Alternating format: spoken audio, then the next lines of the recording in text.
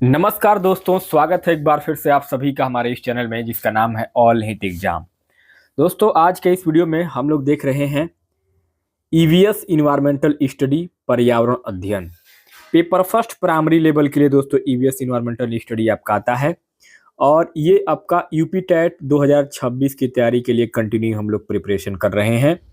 उसके अंतर्गत आपका ये ईवीएस इन्वायरमेंटल स्टडी पर्यावरण अध्ययन का हम लोगों का ये अब तक का चौथा क्लास है। इसके पहले ईवीएस इन्वायरमेंटल स्टडी के 3 क्लास हम लोगों ने कंप्लीट कर लिया है। अगर आपने नहीं देखा है तो चैनल के प्लेलिस्ट में जाकर के आप ईवीएस प्लेलिस्ट सर्च करेंगे, आपको आ जाएगा, वहां पे जाके आप देख लीजिएगा।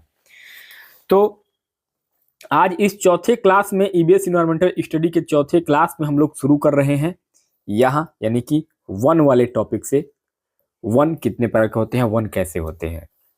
तो दोस्तों वन जो है, सबसे पहले आपका आता है वन में उष्णकटिबंधीय सदाबहार वन।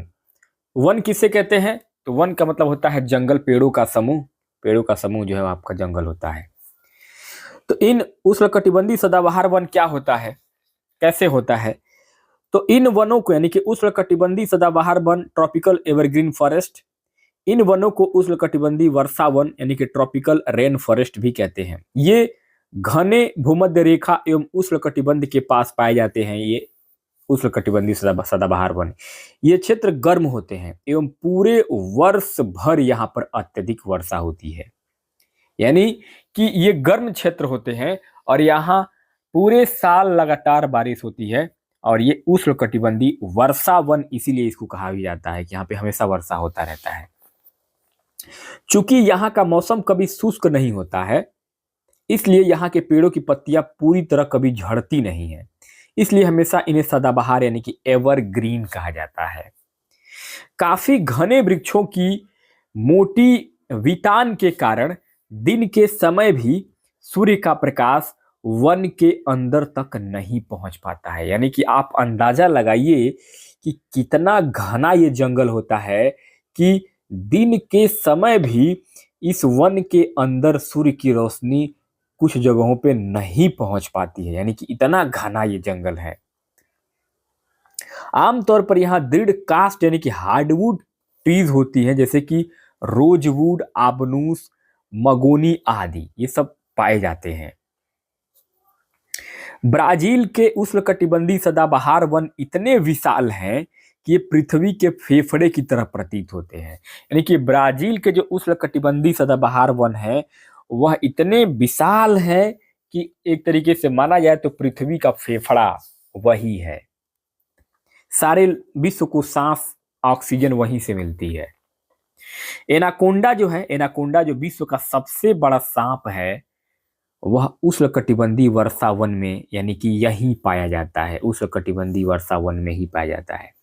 यह मगरमच्छ जैसे बड़े जानवरों को भी मारकर खा सकता है, इतना बड़ा ये एनाकोंडा सांप होता है विश्व का। और ये इसी सदाबहार वन में, उष्णकटिबंधीय सदाबहार वन में पाया जाता है। इसके बाद दूसरा आता है आपका उष्णकटिबंधीय पर्णपाती वन, ट्रॉपिकल डेसिडस फॉरेस्ट।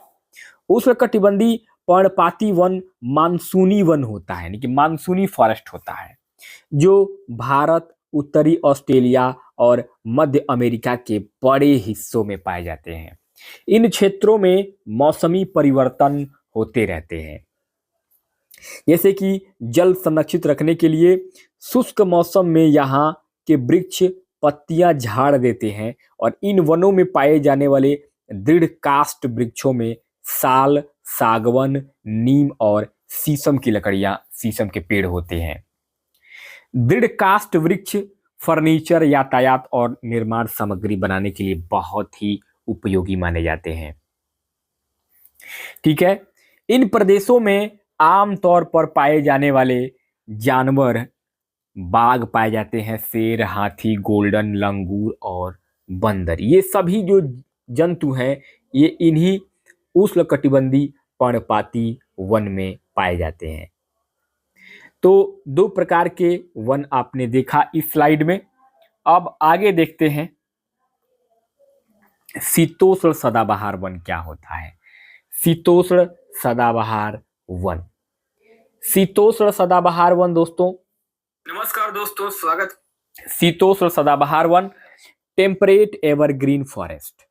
शीतोष्ण सदाबहार वन मध्य अक्षांश के तटीय प्रदेशों में स्थित है। ये सामान्यतः महाद्वीपों के पूर्वी किनारों पर पाए जाते हैं, जैसे कि दक्षिण पूर्व अमेरिका, दक्षिणी चीन एवं दक्षिण पूर्वी ब्राजील। यहाँ पर बांस, चीड़ और यूकेलिप्टस जैसे दृढ़ और मुलायम दोनों प्रकार के पेड़ पाए जाते हैं शीतोष्ण सदाबहार वन में। इसके बाद आता है आपका शीतोष्ण पर्णपाती वन, टेम्परेट डिसिडियस फॉरेस्ट। शीतोष्ण पर्णपाती वन में क्या होता है? उच्च अक्षांश की ओर बढ़ने पर अधिक शीतोष्ण पर्णपाती वन मिलते हैं। ये उत्तर पूर्वी अमेरिका, चीन, न्यूजीलैंड, चिली और पश्चिमी यूरोप के तटीय प्रदेशों में पाए जाते हैं। ये अपनी पत्तियां शुष्क मौसम में झाड़ देते हैं। यहाँ पाए जाने वाले पेड़ होते हैं मुख्यतः बांस, एस और बीज के पेड़। इस जंगल में हिरन, लोमड़ी, भेड़िए यहाँ के आम जानवर हैं। फ्रिजेंट तथा मोनाल जैसे पक्षी भी इसी शीतोष्ण पर्णपाती वन में पाए जाते हैं। भूमध्य सागरीय वृक्ष, आपके मेडिटेरियन ट्रीज जो होते हैं, भूमध्य सागरीय वृक्ष शुष्क ग्रीष्म ऋतु में स्वयं को ढाल लेते हैं। ये ऐसे पेड़ होते हैं, अपने आप को ढाल लेते हैं। उनकी मोटी छाल और पत्तियां वाष्पोत्सर्जन को क्या करती हैं? रोकती हैं। भूमध्य सागरीय प्रदेश को फलों की कृषि के कारण विश्व का फलों उद्यान भी कहा जाता है। यानी कि भूमध्य सागरीय प्रदेश में सबसे ज्यादा जो है वो फल पैदा होते हैं। इसके बाद आता है आपका शंकुधारी वन, कॉनिफेरस फॉरेस्ट। शंकुधारी वन उत्तरी गोलार्ध के उच्च अक्षांशों यानी कि -50 डिग्री से -70 डिग्री में 50 से 70 डिग्री भव्य शंकुधारी वन पाए जाते हैं। इन्हें टैगा भी कहते हैं। ये वन अधिक ऊंचाइयों पर भी पाए जाते हैं। ये लंबे नरम काष्ठ वाले सदाबहार वृक्ष होते हैं। इन वृक्षों के काष्ठ का उपयोग लुगदी बनाने के लिए किया जाता है, जो सामान्य तथा अखबारी कागज बनाने के काम आती है। नरम काष्ठ का उपयोग माचिस और पैकिंग के लिए, बक्से बनाने के लिए भी इसका इस्तेमाल किया जाता है। इस प्रकार के लकड़ियों का चीड़, देवदार आदि इन वनों के मुख्य पेड़ हैं। यहाँ सामान्यतः रजत लोमड़ी, मिंक, ध्रुवी, भालू जैसे जानवर भी पाए जाते हैं, जैसा कि आप चित्र में यहाँ पे देख पा रहे हैं। इसके बाद आता है आपका घास स्थल, ग्रासलैंड। उष्णकटिबंधीय घास स्थल, ट्रॉपिकल ग्रासलैंड कैसा होता है? तो ये वन भूमध्य रेखा के किसी भी तरफ उग जाते हैं और भूमध्य रेखा के दोनों ओर से उष्णकटिबंध क्षेत्रों तक फैले हैं। यहाँ वनस्पति निम्न से मध्य वर्षा वाले क्षेत्रों में पैदा होती है। यहाँ घास काफी ऊंची, लगभग 3 से 4 मीटर की ऊंचाई तक बढ़ सकती है, घास केवल। अफ्रीका का सवाना घास स्थल इसी प्रकार का एक नमूना है। सामान्य रूप से उष्णकटिबंधीय घास स्थल में हाथी, जेब्रा, जिराफ, हिरन, तेंदुआ आदि ये सभी जानवर पाए जाते हैं। इसके बाद आता है दूसरा आपका शीतोष्ण घास स्थल, टेम्परेट ग्रासलैंड। ये मध्य अक्षांशीय क्षेत्रों और महाद्वीपों के भीतरी भागों में पाए जाते हैं। यहाँ की घास आमतौर पर छोटी एवं पौष्टिक होती है। शीतोष्ण प्रदेशों में सामान्यतः जंगली भैंस, बाइसन, एंटीलोप जानवर जो है वो इस शीतोष्ण घास स्थल में पाए जाते हैं, जैसा कि आप चित्र में देख पा रहे हैं। इसके बाद अगला आता है आपका थोर्नी बसेस यानी कि कटीली झाड़ियां। ये शुष्क रेगिस्तान जैसे प्रदेशों में पाई जाती हैं कटीली झाड़ियां। उष्णकटिबंधीय रेगिस्तान महाद्वीपों के पश्चिमी किनारों पर पाए जाते हैं। तीव्र गर्मी एवं बहुत कम वर्षा के कारण यहाँ वनस्पतियों की हमेशा कमी रहती है। तो कुछ इस तरीके की जो झाड़ियां होती हैं वो रेगिस्तान में उगती हैं। इसके बाद आता है दोस्तों विभिन्न प्रदेशों में घास स्थलों के नाम। उष्णकटिबंधीय घास स्थल पूर्वी अफ्रीका में पाया जाता है आपका सवाना घास, ब्राजील में पाया जाता है आपका कंपोस घास, वेनेजुएला में पाया जाता है लानोस घास और शीतोष्ण कटिबंधीय घास स्थल में पाया जाता है अर्जेंटीना में आपका पंपास, उत्तरी अमेरिका में प्रेयरी, दक्षिण अफ्रीका में वेल्ड, मध्य एशिया में स्टेपी और ऑस्ट्रेलिया में डॉन। ये सब सारे जो है वो घास स्थल हैं जो उष्णकटिबंधीय घास स्थल में इधर पाए जाते हैं और शीतोष्ण घास स्थल जो है वो इधर पाए जाते हैं। इसके बाद आता है आपका ध्रुवीय प्रदेश और मृदा, पोलर रीजन एंड सॉइल। ध्रुवीय प्रदेश पोलर रीजन क्या होते हैं? यह क्षेत्र यानी ध्रुवीय प्रदेश बहुत अत्यधिक ठंडा क्षेत्र होता है। यहाँ बहुत ही सीमित प्राकृतिक वनस्पति मिलती है। यहाँ केवल काई, लाइकेन और छोटी झाड़ियाँ ही पाई जाती हैं। ये अल्पकालिक ग्रीष्म ऋतु के दौरान विकसित होती हैं। इसे टुंड्रा प्रकार की वनस्पति भी कहा जाता है ध्रुवीय प्रदेश में। तो ध्रुवीय प्रदेश जो है काफी ठंडा प्रदेश होता है। यहाँ वनस्पतियाँ जो है बहुत कम पाई जाती हैं, झाड़ी नुमा पाई जाती हैं और यहाँ इसको टुंड्रा प्रकार की वनस्पति का क्षेत्र भी कहा जाता है। ये वनस्पतियां यूरोप, एशिया एवं उत्तरी अमेरिका के ध्रुवीय प्रदेशों में पाई जाती हैं। यहाँ के जानवरों के शरीर पर मोटा फर चमड़ी होती है जो उन्हें ठंडी जलवायु में सुरक्षित रखते हैं। यहाँ पाए जाने वाले कुछ जानवर हैं जैसे कि सील, वालरस, कस्तूरी बैल, ध्रुवी उल्लू, ध्रुवी भालू और बर्फीली लोमड़ी। तो ये कुछ ऐसे जानवर होते हैं जो इन ध्रुवीय प्रदेशों में, ठंडे प्रदेशों में पाए जाते हैं। इसके बाद आता है अपना अगला टॉपिक मृदा, मिट्टी। मिट्टी क्या होता है? पृथ्वी के पृष्ठ पर दानेदार कणों के आवरण की पतली परत मृदा यानी कि मिट्टी कहलाती है। यह भूमि से निकटता से जुड़ी हुई होती है। स्थल रूप मृदा के प्रकार को निर्धारित करते हैं। मृदा का निर्माण चट्टानों से प्राप्त खनिजों और जैव पदार्थ तथा भूमि पर पाए जाने वाले खनिजों से होता है। यह अपक्षय की प्रक्रिया के माध्यम से बनती है। मिट्टी खनिजों और जैव पदार्थों का सही मिश्रण मिट्टी यानी कि मृदा को उपजाऊ यानी कि फर्टाइल बनाता है। मृदा संरक्षण की विधियां, मेथड ऑफ सॉइल कंजर्वेशन। सबसे पहले मृदा संरक्षण के लिए हम मल्च बनाते हैं, मल्चिंग करते हैं। पौधों के बीच अनावृत भूमि जैव पदार्थ जैसे प्रवाल से ढक दी जाती है। इससे मृदा की आर्द्रता यानी कि ह्यूमिडिटी जो है वो रुकी रहती है। उसके बाद हम करते हैं टेरेक फार्मिंग यानी कि वेदिका फार्म। चौड़े समतल सोपान अथवा वेदिका तीव्र ढालों पर बनाए जाते हैं ताकि सपाट सतह फसल उगाने के लिए उपलब्ध हो जाए। इनसे पृष्ठीय प्रवाह और मृदा अपरदन की सॉइल इरोशन कम होता है। इसके बाद हम तीसरा अपनाते हैं समोच्चरेखीय जुताई यानी कि कंटूर प्लॉइंग।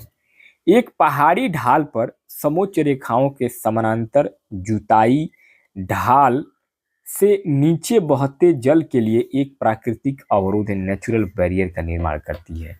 तो कुछ इस तरीके से हम जो है वो समोच्च रेखीय जुताई का काम करते हैं मृदा संरक्षण के लिए।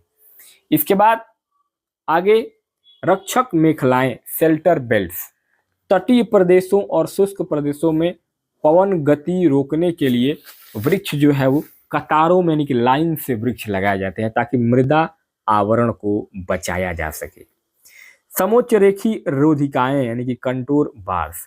समोच्च रेखी जैसा फोटो में देख पा रहे हैं, समोच्च रेखाओं पर रोधिकाएं बनाने के लिए पत्थरों, घास, मृदा का उपयोग किया जाता है। रोधिकाओं यानी कि बार्स के सामने जल एकत्र करने के लिए खाइयां बनाई जाती हैं। चट्टान बांध यानी कि रॉक डैम के बीच फसल उगती है। चट्टान बांध यानी कि रॉक डैम, यह जल के प्रवाह को कम करने के लिए बनाए जाते हैं। चट्टान बांध यह नालियों की रक्षा करते हैं और मृदा क्षति को रोकते हैं। बीज की फसल उगाने के लिए वर्षा दोहन से मृदा को सुरक्षित रखने के लिए अलग अलग समय पर भिन्न भिन्न फसलें एकांतर कतारों में यानी कि अल्टरनेट क्यू में उगाई जाती है, जैसा कि फोटो में आप देख पा रहे हैं। इसके बाद आता है आपका ऊर्जा के परंपरागत और गैर परंपरागत स्रोत, conventional and non conventional sources of energy. ऊर्जा के स्रोत में आपका सबसे पहले आता है कन्वेंशनल सोर्सेज, परंपरागत स्रोत। तो परंपरागत स्रोत होता है, ऊर्जा के परंपरागत स्रोत वे स्रोत होते हैं जो लंबे समय से सामान्य उपयोग में लाए जा रहे हैं। ईंधन, फायरवुड और जीवाश्मी ईंधन परंपरागत ऊर्जा के दो मुख्य स्रोत हैं। पहला ईंधन फायरवुड, इसका उपयोग पकाने और ऊष्मा प्राप्त करने के लिए व्यापक रूप से होता है। हमारे देश में ग्रामीणों द्वारा उपयोग की गई 50% से अधिक ऊर्जा ईंधन से प्राप्त होती है। दूसरा आता है आपका जीवाश्मी ईंधन, फॉसिल फ्यूल्स। परंपरागत जैसे कोयला, पेट्रोलियम और प्राकृतिक गैस परंपरागत ऊर्जा के मुख्य स्रोत हैं। इन खनिजों के भंडार सीमित हैं। विश्व की बढ़ती जनसंख्या जिस दर से इनका उपयोग कर रही है वह इनके निर्माण की दर से कहीं अधिक है, इसलिए ये शीघ्र ही समाप्त होने वाले हैं। यानी कि ये ईंधन जो है कभी भी समाप्त हो सकते हैं। इसके बाद आता है जीवाश्मी ईंधन में कोयला और पेट्रोलियम। कोयला क्या है? अंतर्हित धूप यानी कि बरीड सनशाइन। कोयले से प्राप्त विद्युत को हम तापीय ऊर्जा यानी थर्मल पावर भी कहते हैं। कोयला लाखों वर्ष पूर्व विशाल फर्म और दलदल के पृथ्वी की परतों में दबने से बना है। कोयला इसलिए अंतर्हित धूप यानी कि ब्यूरिड सनशाइन के रूप में जाना जाता है कोयला। विश्व में अग्रणी कोयला का उत्पादक देशों में चीन, संयुक्त राज्य अमेरिका, जर्मनी, रूस, दक्षिण अफ्रीका और फ्रांस जो है वो विश्व के सबसे अधिक कोयला उत्पादन करने वाले देशों में आते हैं। भारत के कोयला उत्पादक क्षेत्र रानीगंज पश्चिम बंगाल में, झरिया तथा धनबाद और बोकारो झारखंड में ये प्रमुख कोयला उत्पादक क्षेत्र हैं। पेट्रोलियम की बात की जाएगी तो पेट्रोलियम काला सोना, ब्लैक गोल्ड कहा जाता है। पेट्रोल और तेल दोनों की शुरुआत गाढ़े काले द्रव से होती है जिसे पेट्रोलियम कहते हैं। यह शैलों की परतों के मध्य पाया जाता है। इसका वेधन अपतटीय और तटीय क्षेत्र में स्थित तेल क्षेत्रों से किया जाता है। तदुपरांत इसे परिष्करणशाला यानी कि प्रयोगशाला में भेजा जाता है जहां अपरिष्कृत पेट्रोलियम के प्रक्रमण से विभिन्न तरह के उत्पाद जैसे कि डीजल, पेट्रोल, मिट्टी का तेल, मोम, प्लास्टिक और स्नेहक तैयार किए जाते हैं। यानी कि पेट्रोल और तेल दोनों जो मिलता है ना, ये गाढ़ा काला द्रव होता है। एक बहुत काले प्रकार का द्रव होता है, उसी को प्यूरिफाइड कर करके उसको अलग अलग छान करके निकल आता है। उसी काले द्रव में से पेट्रोल भी बनता है, डीजल भी बनता है, मिट्टी का तेल भी बनता है, मोम भी बनता है। ये सब उसी काले द्रव को छान करके बनाया जाता है, अलग अलग करके बनाया जाता है। पेट्रोलियम और इससे बने उत्पादों को काला सोना इसीलिए कहा जाता है क्योंकि ये पूरा काला, एक प्रकार का, जैसे आप लोगों ने काला मोबिल देखा होगा तो मोबिल के जैसा ही पहले निकलता है ये, और फिर इसको प्यूरिफाइड कर करके अलग अलग पदार्थ बनाए जाते हैं जैसे कि डीजल, पेट्रोल, मिट्टी का तेल, ये सब अलग अलग। पेट्रोलियम के मुख्य उत्पादक देशों में ईरान, इराक, सऊदी अरब और कतर हैं। तो पेट्रोलियम के मुख्य उत्पादक यही 4 देश प्रमुख होते हैं जैसे कि ईरान, इराक, सऊदी अरब और कतर है। और अन्य मुख्य उत्पादक में संयुक्त राज्य अमेरिका, रूस, वेनेजुएला और अल्जीरिया है। ये सब जो है पेट्रोलियम निकालते हैं। भारत में मुख्य उत्पादक क्षेत्र असम में डिगबोई, मुंबई में बॉम्बे हाई तथा कृष्णा और गोदावरी नदियों के डेल्टा होते हैं, डेल्टा है। प्राकृतिक गैस और जल विद्युत। प्राकृतिक गैस, नेचुरल गैस क्या होता है?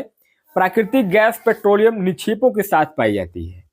यूके और नीदरलैंड प्राकृतिक गैस के प्रमुख उत्पादक हैं। भारत में जैसलमेर, कृष्णा, गोदावरी डेल्टा, त्रिपुरा और मुंबई के कुछ अपतटीय क्षेत्रों में प्राकृतिक गैस के संसाधन हैं। संपीड़ित प्राकृतिक गैस सीएनजी एक प्रचलित पर्यावरण हितैषी ऑटोमोबाइल ईंधन है क्योंकि यह पेट्रोलियम और डीजल की तुलना में कम प्रदूषण करती है। सीएनजी आजकल आप देख रहे होंगे कि सीएनजी गाड़ियां जो है वो कितना बिक रही हैं, सीएनजी का यूज कितना हो रहा है। इसके बाद आता है आपका जल विद्युत यानी कि हाइड्रो पावर। बांधों में वर्षा जल अथवा नदी जल ऊंचाई से गिराने के लिए संग्रहित किया जाता है। बांध के अंदर से पाइप के द्वारा बहता जल बांध के नीचे स्थित टरबाइन के ऊपर गिरता है। घूमते हुए ब्लेड जनरेटर को विद्युत के लिए घुमाते हैं और यह जल विद्युत कहलाती है। यानी कि यह जल जो है क्या करता है? विद्युत बनाता है। विद्युत उत्पन्न करने के बाद जो जल बहता है उसका उपयोग कृषि में किया जाता है। विश्व की ऊर्जा का 1/4 हिस्सा जल विद्युत से ही उत्पन्न किया जाता है। विश्व में जल विद्युत के अग्रणी उत्पादक जिसमें पराग्वे, नॉर्वे, ब्राजील और चीन है जो कि पानी से बनाते हैं, डैम से बनाते हैं लाइट। भारत में कुछ महत्वपूर्ण जल विद्युत केंद्र है जैसे कि भाखड़ा नांगल बांध, गांधी सागर, नागार्जुन सागर और दामोदर नदी घाटी परियोजना। ये सब विद्युत उत्पादन के लिए इनका प्रयोग किया जाता है। इसके बाद आता है आपका ऊर्जा के गैर परंपरागत स्रोत, non conventional sources of energy. ऊर्जा के गैर परंपरागत स्रोत हैं सौर ऊर्जा, पवन ऊर्जा, ज्वारी ऊर्जा, जो कि क्या है, नवीकरणीय है, जिनको बनाया जा सकता है। सोलर एनर्जी, सौर ऊर्जा क्या है, तो सूर्य से प्राप्त सौर ऊर्जा सौर सेलों में विद्युत उत्पन्न करने के लिए प्रयोग की जा सकती है।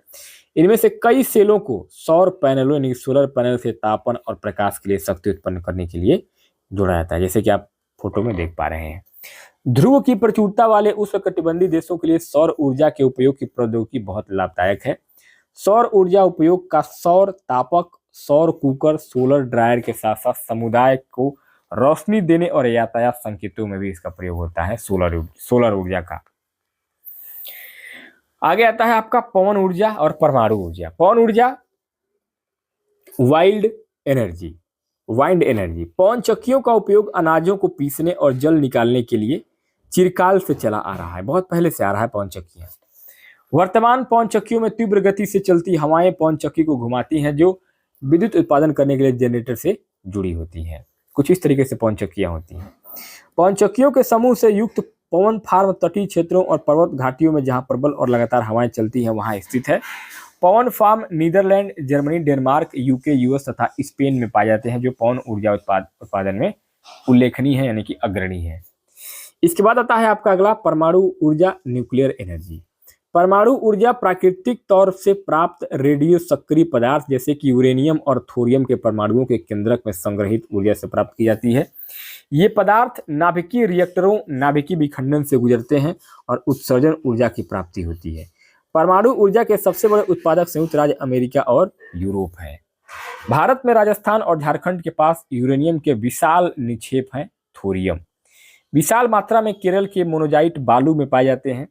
भारत में स्थित परमाणु ऊर्जा के केंद्र तमिलनाडु में कलपक्कम, महाराष्ट्र में तारापुर, राजस्थान में कोटा के निकट राणा प्रताप सागर, उत्तर प्रदेश में नरौरा और कर्नाटक में कैगा। ये सभी प्रमुख जो हैं भारत के परमाणु ऊर्जा वाले क्षेत्र हैं, जगह है। इसके बाद आता है आपका अगला भूतापी ऊर्जा और ज्वारी ऊर्जा। भूतापी यानी कि जियोथर्मल एनर्जी, ताप ऊर्जा जो पृथ्वी से प्राप्त की जाती है भूतापी ऊर्जा कहलाती है। पृथ्वी के अंदर गहराई बढ़ने के साथ तापमान में लगातार वृद्धि होती जाती है। कभी कभी यह तापमान ऊर्जा भू सतह पर गर्म जल के झरनों के रूप में प्रकट हो सकती है।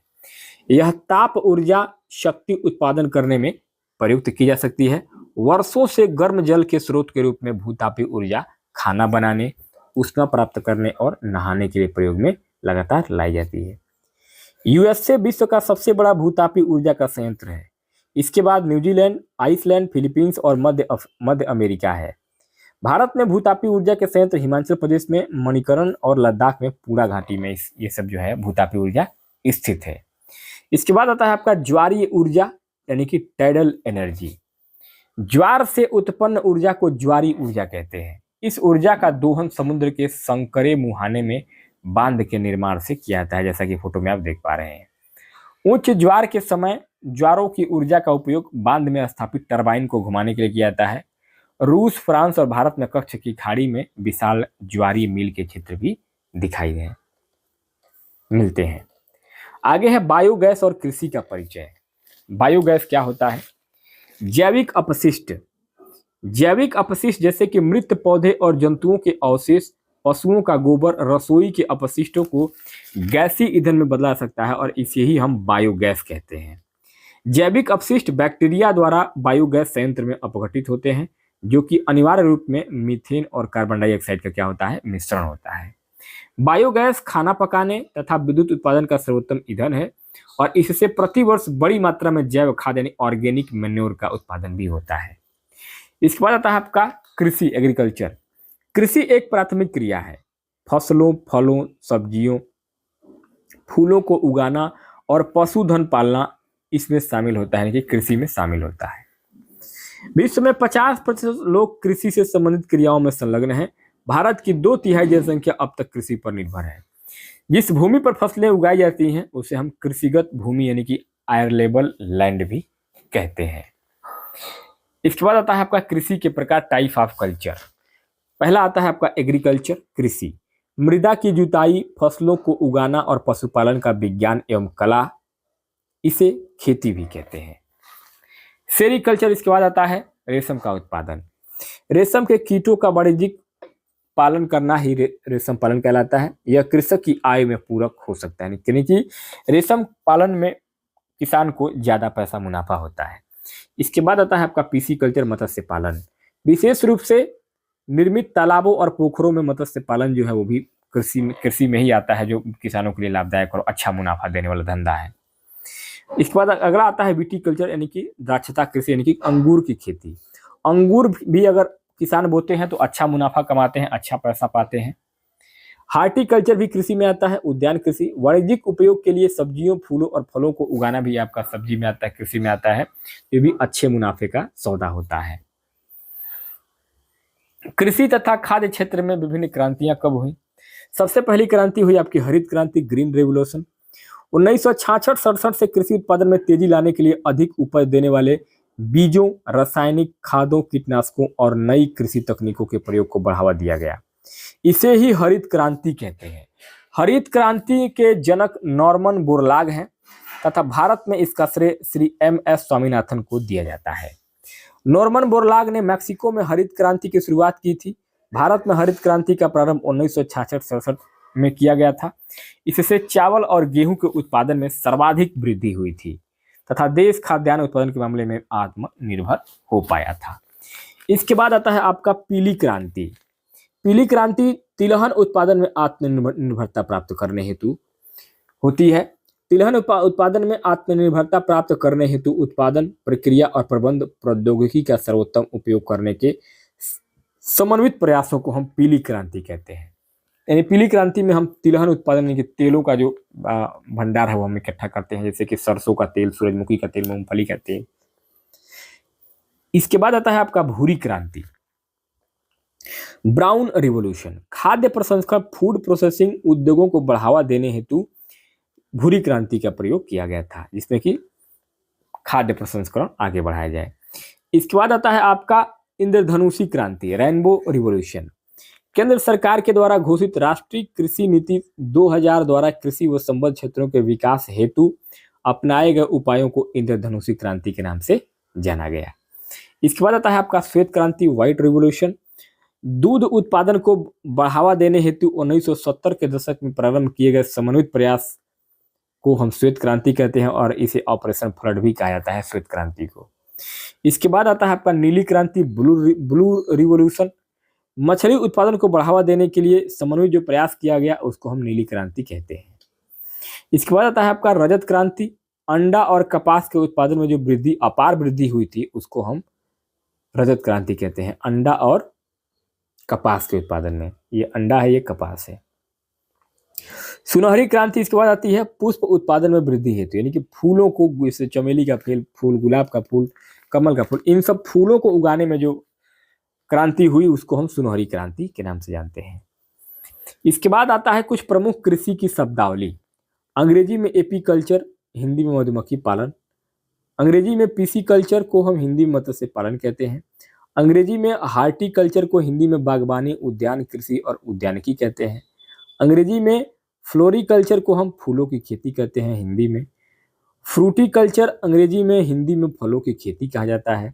सेरीकल्चर अंग्रेजी में कहते हैं, सेरीकल्चर हिंदी में कहते हैं रेशम कीट पालन का, रेशम का उत्पादन करना। वर्मी कल्चर कहा जाता है केचुआ पालन को। मोरिकल्चर कहा जाता है मलबरी की कृषि को। सिल्वीकल्चर कहा जाता है वनों का विकास और प्रबंधन के लिए। विटीकल्चर कहा जाता है अंगूर की खेती के लिए। ओलेरीकल्चर कहा जाता है सब्जियों की खेती के लिए। मोनोकल्चर कहा जाता है एक बार में एक ही फसल की कृषि करने के लिए। मरीने कल्चर कहा जाता है समुद्र में समुद्री जीवों के भोजन हेतु कृषि करने के लिए। हाइड्रोकल्चर कहा जाता है पानी में कृषि या बिना मिट्टी के कृषि कार्य करने के लिए।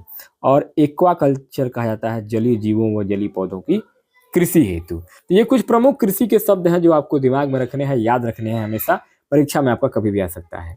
इसके बाद आता है आपका फार्म सिस्टम, कृषि तंत्र और कृषि के प्रकार। सबसे पहले बीज बोया जाता है, फिर उर्वरक डालते हैं, फिर मशीनरी होती है और फिर बाद में लेबर लगते हैं, तब जाके कृषि पूरी होती है। कृषि तंत्र फार्म सिस्टम में कृषि या खेती को हम एक तंत्र के रूप में देख सकते हैं। इसके महत्वपूर्ण निवेश जैसे कि बीज, उर्वरक, मशीनरी और श्रमिक, ये सब मिलकर के जो खेती करेंगे तब ये कृषि फार्म बनेगा, कृषि तंत्र बनेगा। इसमें आता है आपका जैविक कृषि, ऑर्गेनिक फार्मिंग। इस प्रकार की कृषि में रासायनिक खादों के स्थान पर हम जैविक खाद और घरेलू खाद का इस्तेमाल करते हैं। प्राकृतिक कीटनाशी का उपयोग किया जाता है। फसलों का उत्पादन बढ़ाने के लिए कोई आनुवांशिक रूपांतरण यानी कि जेनेटिक मॉडिफिकेशन इसमें जैविक कृषि में नहीं होता है। कृषि के दो प्रकार होते हैं। एक होता है आपका कृषि, मुख्यतः दो प्रकार का होता है, एक निर्वाह कृषि और एक वाणिज्यिक कृषि। तो निर्वाह कृषि जो होती है उस पर जीवन निर्वाह किया जाता है, यानी कि जो भी बोएंगे उसका अपना जीवन का निर्वाह करने के लिए। और वाणिज्यिक कृषि जो होता है कॉमर्शियल फार्मिंग, इसमें आप जो भी काम करेंगे वो पैसा कमाने के लिए करेंगे। तो ये कृषि के प्रकार होते हैं। तो दोस्तों आज के इस वीडियो में हम लोग ईबीएस इन्वायरमेंटल स्टडी पर्यावरण अध्ययन पेपर फर्स्ट प्राथमिक लेवल के लिए इस वीडियो में हम लोगों ने आज जो देखा है वो ईबीएस इन्वायरमेंटल स्टडी के जो टॉपिक थे वो ये सारे टॉपिक थे। बाकी ये ईबीएस इन्वायरमेंटल स्टडी का वीडियो आपको कैसा लगा मुझे कमेंट बॉक्स में जरूर बताइए। बाकी मिलते हैं नेक्स्ट वीडियो में नए सब्जेक्ट के साथ, तब तक के लिए बहुत बहुत धन्यवाद।